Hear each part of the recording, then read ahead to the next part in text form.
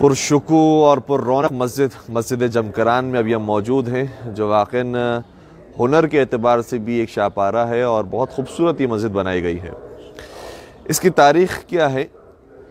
ग़ैबत कुबरा की आगाज़ का ज़माना था और एक शख्स के जिसका नाम हसन बिन मुसलह जमकरानी है, जब जमकरान ही का रहने वाला है।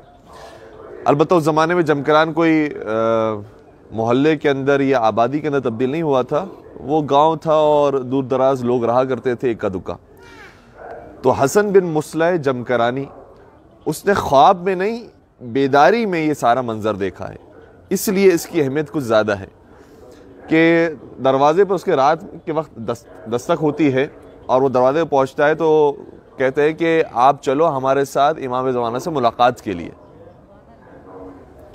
ये बाहर निकलता है, जल्दी से तैयार होता है और तड़प के साथ और सांसें जो है वो उसकी फुली हुई है कि मैं किस तरह से इमाम के सामने हाजिर होऊंगा। बहुत एक अजीब कैफियत के अंदर चलता है उस शख्स के पीछे पीछे कि कहाँ मुझे लेकर जाता है। जाने लगता है कुछ ही फासले के बाद महसूस करता है कि एक नूरानी जगह है जहाँ पर कुछ लोग बाहर खड़े हुए हैं और वो जो शख्स ले जाने वाला है वो उसको अंदर की जानिब ले जाता है। और जब ये अंदर की जानिब पहुंचता है तो वहाँ पर मजीद और कुछ नूरानी लोग हैं, जिनमें से एक शख्स वो है कि जो बुजुर्ग है और सफ़ेद रेश है और वो एक जवान के पहलू में खड़ा हुआ है और वो जवान मस्जिद पर बैठा हुआ है और वो बुजुर्ग उनके सामने गोया गुजारिश पेश कर रहे हैं और रिपोर्टिंग पेश कर रहे हैं कि ये हुआ है और ये हुआ है, और वो जवान उन्हें जवाबात दे रहे हैं। वो जवान है वो सैयद है, खूबसूरत है, नूरानी है। ये जब करीब आया तो तारुफ करवाया गया कि जिस हस्ती के लिए मैं तुझे यहाँ तक लेकर आया हूँ, ये तेरे ज़माने के इमाम है जो यहाँ मस्जिद में तशरीफ़ फरमा है। अल्लाहुम्मा सल्ली अलैहि। इमाम उससे कुछ सलाम दुआ के बाद एक बात बयान फरमाते हैं, और वाक़े के अंदर चूँकि हसन नाम के अफराद बहुत ज़्यादा है इसलिए तवज्जो रखिएगा। जिस शख्स की अभी मुलाकात हो रही है उसका नाम भी हसन बिन मुसलह जमकरानी है। और इमाम ने कुछ गुफ्तगू के बाद ये बयान फरमाया कि तुझे मालूम है कि जो सरजमीन जहाँ पर हम मौजूद हैं ये मुबारक सरजमीन है, ये मुक़द्दस सरजमीन है, और इस ज़मीन पर कब्ज़ा किया हुआ है जिस शख्स ने, उसका नाम बयान किया हसन बिन मुस्लिम उसका नाम है, उसने कब्ज़ा कर लिया है। और हमने कई मरतबा उसको तंबीह करने के लिए, उसके जो जानवर यहाँ पर मौजूद थे और पल रहे थे उनको हमने उससे छीन लिया ताकि उसे एहसास हो कि उसकी सरजमीन नहीं है जहाँ पर वो ये काम कर रहा है। उसके जानवरों के ऊपर आफत आई, वो नहीं सुधरा। उसके बाद उसकी औलाद को हमने लिया और उसकी औलाद को उससे महरूम कर दिया, लेकिन तब भी उसे होश नहीं आया और वो ये समझ रहा है कि ये कोई आदि चीज़ है और चाहे वो हराम के अंदर काम कर रहा है तब भी कोई हर्ज नहीं है। यहाँ तक कि खुद वो ऐसे मरीज होने लगा और फिर भी उसके बावजूद वो तौबा के रास्ते की तरफ नहीं आया है। अब जाकर उसे ये पैगाम दे देना कि ये एक मुक़द्दस और मुबारक सरजमीन है और इस सरजमीन में हम मस्जिद तामीर करवाना चाहते हैं, लिहाजा वो यहाँ से चला जाए, और अगर वो अब भी नहीं माना और नहीं गया तो उस पर एक ऐसा अजाब नाजिल होगा कि जिसका वो जुबरान नहीं कर सकता। ये हसन बिन मुसलह जमकरानी कहते हैं कि अर्ज़ किया कि ए मौला, आपने जो बात बयान फरमाई मैं उससे जाकर ये सारी बातें बयान करूँगा, लेकिन मसला ये कि वो मेरी बात कैसे कबूल करेगा और वो कैसे जानेगा कि हाँ इमाम ज़माना ने ये सारी बातें कही हैं। कहा कि जाकर सैयद अबुल हसन, यहाँ पर भी हसन नाम है, सैयद अबुल हसन जो इस इलाके के आलिम दीन एक मोतबर शख्सियत है, उनसे जाकर तुम ये बात कहना जो मैंने बात बयान की है, और तुम उनके साथ मिलकर जाना हसन बिन मुस्लिम के पास ताकि वो वाक़े पर एतबार कर सके। कहा कि ठीक है। फिर मौला ने आगे बयान फरमाया कि ये सरजमीन वो है कि जहाँ पर अगर कोई शख्स आकर नमाज पढ़ता है तो 2 रकत नमाज यहाँ पर पढ़ना ऐसे ही है कि जैसे खाने काबा के अंदर रहकर 2 रकत नमाज पढ़ी, इसका वो अजर सवाब है। और फिर इमाम ने बयान फरमाया कि हर शब बुध यहाँ पर आकर इंसान को चाहिए कि आमाल जमकरान अंजाम दिए, और ख़ुद इमाम वक्त ने आमाल जमकरान का तस्करा किया। आमाल जमकरान अभी हम आपको वर्बली बता रहे हैं, अगर याद रह जाए तो बहुत अच्छी बात है, वरना आगे जाकर मुख्तलिफ लैंग्वेजेस के अंदर उन्होंने आमाल जमकरान लिखे हुए हैं, इंग्लिश में, उर्दू में, फ़ारसी में, अरबी में। लिहाजा इंशाअल्लाह आपको सहूलत रहेगी, आप परेशान नहीं होइएगा, आगे जाकर आपको आमाल जमकरान दोबारा से देखने को मिलेंगे। आमाल का खुलासा ये है कहा कि पहले मस्जिद तहियत जमकरान की 2 रकत नमाज पढ़ना, क्योंकि हर मस्जिद की तहियत की नमाज होती है, उसके एहतराम की, उसके तक़द्दुस की नमाज। मस्जिद तहियत जमकरान की 2 रकत नमाज इस तरीके से है कि हर रकत में अलहम के बाद 7 मरतबा सूरह तौहीद की तिलावत है, 7 मरतबा सूरह तौहीद की तिलावत, फिर रुकू में जाएं, फिर 7 मरतबा जिक्र रुकू। अब ये 7 का फिक्र बार बार रिपीट होगा, याद रखिएगा कहाँ का ये रिपीट हो रहा है। 7 मरतबा सूरह तौहीद, 7 मरतबा जिक्र रुकू, फिर खड़े होकर जब सजदे में जाए तो 7 मरतबा जिक्र सजदा, फिर बैठकर दोबारा सजदे में जाए तो फिर 7 मरतबा जिक्र सजदा, और फिर खड़े होकर जब दूसरी रकत पढ़ेंगे तो वैसे ही पढ़नी है कि जैसे पहली रकत पढ़ी गई। अलहम्द 7 मरतबा सूरह तौहीद, फिर 7 मरतबा जिक्र रुकू, 7 मरतबा जिक्र सजदा, 7 मरतबा जिक्र सजदा, तशहुद सलाम पढ़ के नमाज को मुकम्मल कर लें।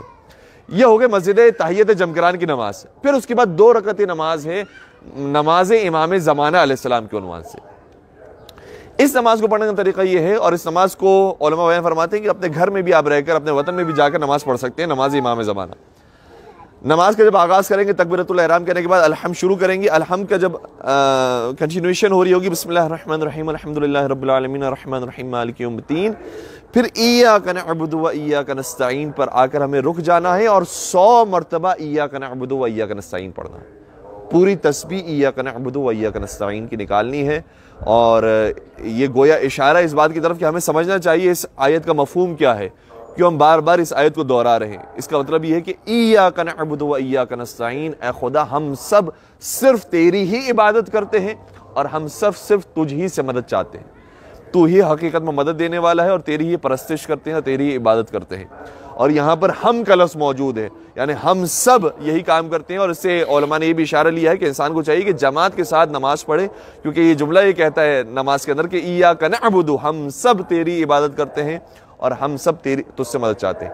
जब ये 100 मरतबा मुकम्मल हो जाए तो फिर कंटिन्यूएशन के साथ आप सूरे को जारी रखें।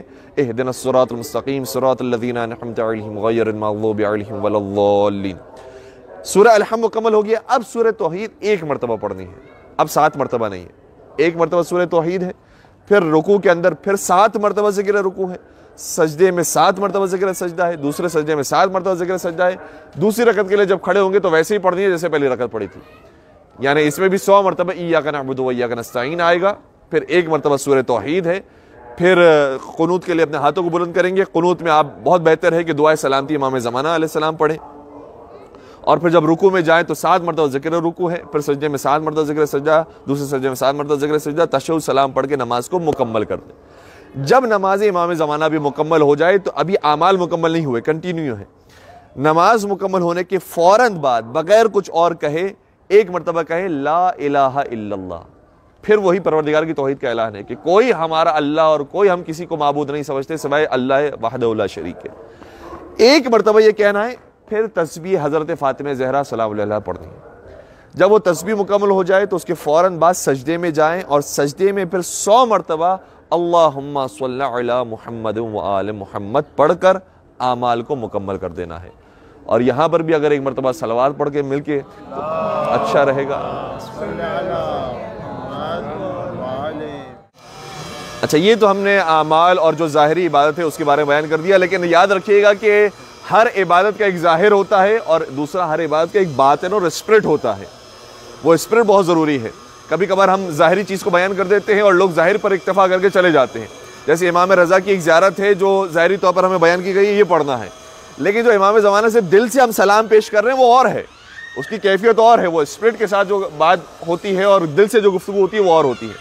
तो यहाँ पर हम जो मस्जिद जमकरान में जमा हुए हैं वो इमाम ज़माना अलैहिस्सलातु वस्सलाम को याद करने के लिए जमा हुआ। और मस्जिद जमकरान के बारे में रिवायात बहुत ज़्यादा हैं कि यहाँ से एक लश्कर तैयार होगा जो इमाम ज़माना अलैहिस्सलाम की नुसरत को जाएगा, और इमाम ज़माना ख़ुद यहाँ पर भी तशरीफ़ लाएंगे। वैसे मक्का से उनके सफ़र का आगाज़ होगा, फिर कूफे की तरफ तशरीफ़ ले जाएंगे, मस्जिद सैला में भी उनके क़याम का जिक्र मिलता है रिवायात के अंदर, और फिर जमकरान की तरफ भी आने का जिक्र रिवायात के अंदर मिलता है। तो ज़माने के इमाम को गुज़र यहाँ से होने वाला है, और हम सब की दुआ और तमन्ना यह है कि इंशाअल्लाह हम सब का शुमार ज़माने के इमाम के ज़ुहूर को देखने वालों में और उनके लश्कर के सिपाहियों में हो, और जल्द अज जल्द मौला इमाम ज़माना अलैहिस्सलातु वस्सलाम तशरीफ़ लाएँ, और उनके ग़ैबत के ज़माने भी परवरदिगार उनकी ज़ियारत से हम सबको मुशर्रफ फरमा, उनका 1 मरतबा कम अज़ कम मौत से पहले दीदार नसीब फरमा, मौत के लम्हात में उनके चेहरे अक़दस की ज़ियारत नसीब फरमा, और मौत के मराहिल जो मौत के बाद के जो मराहिल जो सख्त तरीन मराहिल है परवरदिगार उनकी नुसरत और हिमायत के साथ हमारी इन मुश्किलात को आसान फरमा। और जो जो इस दुनिया से चला गया है परवरदिगारा उन्हें भी जवार मासूमीन में जगह नसीब फरमा। परवरदिगारा हम तमाम के खुदा न खास्ता अगर गुनाह कबीरा सगीरा सरजद हुए हैं, परवरदिगार तमाम की मग़फ़िरत फरमा और तेरी बंदगी और तेरी इताअत के रास्ते पर हमेशा कदम उठाने की तौफ़ीक़ अता फरमा। बर मुहम्मद व आले मुहम्मद सलवात।